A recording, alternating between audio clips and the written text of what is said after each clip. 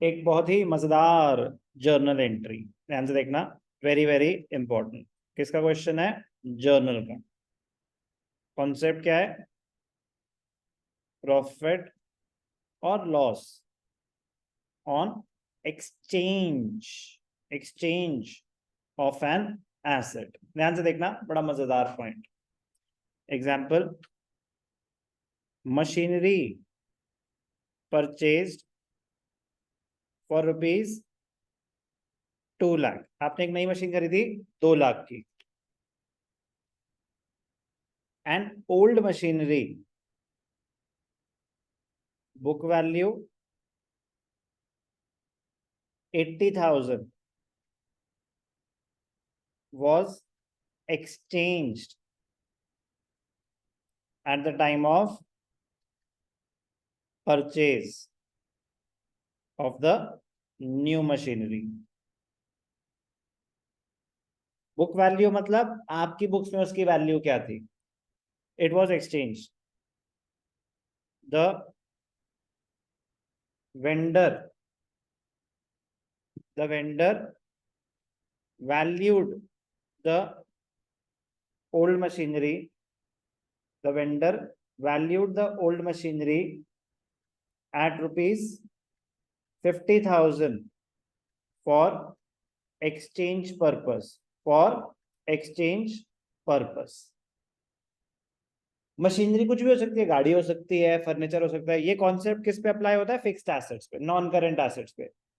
मैं गया मार्केट, मैंने खरीदी मशीनरी। चलो कार है, ये मशीनरी क्या है? ये मशीन है एक कार। हम गाड़ी खरीदने गए, कार के साथ बड़ा नॉर्मल सा होता है, एक्सचेंज कराते हैं हम। मोबाइल फोन से भी आजकल एक्सचेंज होता है। बट मैं गाड़ी खरीदने गया, गाड़ी थी 2 लाख रुपीज की। गाड़ी कितने की थी? 2 लाख रुपीज की। तो मैंने कहा मेरे पास ना एक पुरानी गाड़ी पड़ी है, वो मैं एक्सचेंज कराना चाहता हूँ। मेरी बुक्स में उसकी वैल्यू 80,000 आ रही है। आपका कार का शोरूम है, तो मैं आपसे कार खरीद रहा हूँ, न्यू कार है 2 लाख रुपीज की, तो मैं आपको पुरानी कार दे रहा हूँ। मेरी बुक्स में 80,000 है, बट आपने, वेंडर, द सप्लायर जो आप हो, आपने उसकी वैल्यू क्या लगाई? 50,000। तो अब मुझे आपको कितनी पेमेंट करनी है? अगर मैं आपसे खरीद रहा हूँ 2 लाख की मशीनरी, आपने मेरी मशीनरी की वैल्यू 50,000 लगाई है, तो अब मुझे आपको कितने रुपए देने पड़ेंगे? 1,50,000। तो ये कैलकुलेशन तो क्लियर है। अब बात आती है जर्नल एंट्री की। तो ध्यान से देखना, मेरी बुक्स में तो एसेट आ रहा था 80,000 का, आपने उसकी वैल्यू क्या लगाई? 50,000। तो वो एसेट मैं आपको दे दिया, खत्म ना, मेरा एसेट तो गया। उस एसेट को देने में मेरा कोई लॉस हुआ? मेरा एसेट 80,000 का था, मैंने आपको 50,000 में दे दिया, लॉस हुआ। अब वो लॉस कैसे दिखाते हैं, ध्यान से देखना। तो मशीनरी अकाउंट लिखना चाहिए ब्रैकेट्स में न्यू। आपने मशीन खरीदी 2 लाख की, एक लाइन छोड़ के, टू मशीनरी अकाउंट। आपने मशीनरी दी, एसेट, एसेट जो गया, asset is deducted, credited, asset is credited by the book value, asset is credited by the book value। तो कितना? 80,000। बट सर उन्होंने तो 50,000 लगाई है उसकी वैल्यू, तो उसकी वजह से आपका लॉस हुआ। वो किस अकाउंट में चला जाएगा? Profit and loss account. कितने का लॉस हुआ? 30,000।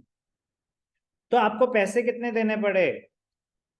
कुछ मेंशन नहीं है तो कैश से दिए होंगे, स्पेसिफाइड है तो चेक से दिए होंगे, वरना क्रेडिट होता तो टू वेंडर आ जाता। बट कितने? 150। अब ध्यान से देखना, डेबिट्स कितने हैं? 230। क्रेडिट्स कितने हैं? 230। तो मजेदार पॉइंट क्या है कि ये लॉस कैसे दिखाते हैं, ये लॉस कैसे दिखाते हैं। अब मैंने आपको कॉन्सेप्ट करा दिया। अब एग्जाम में वैल्यूज कुछ भी आ सकती हैं। ऐसा भी हो सकता था कि उन्होंने 80,000 की मशीन के आपके 1 लाख लगा दिए, तो आपका 20,000 का प्रॉफिट। एसेट अकाउंट जो ओल्ड है वो बुक वैल्यू से ही क्रेडिट होता, लेकिन आपको तो अब कम पैसे देने पड़ेंगे ना। तो वो यहाँ पे टू प्रॉफिट, अगर प्रॉफिट हुआ है तो प्रॉफिट एंड लॉस अकाउंट को क्रेडिट होगा, लॉस हुआ है तो प्रॉफिट एंड लॉस अकाउंट को डेबिट होगा। बहुत ही मजेदार, बहुत ही इंपॉर्टेंट कॉन्सेप्ट है ये।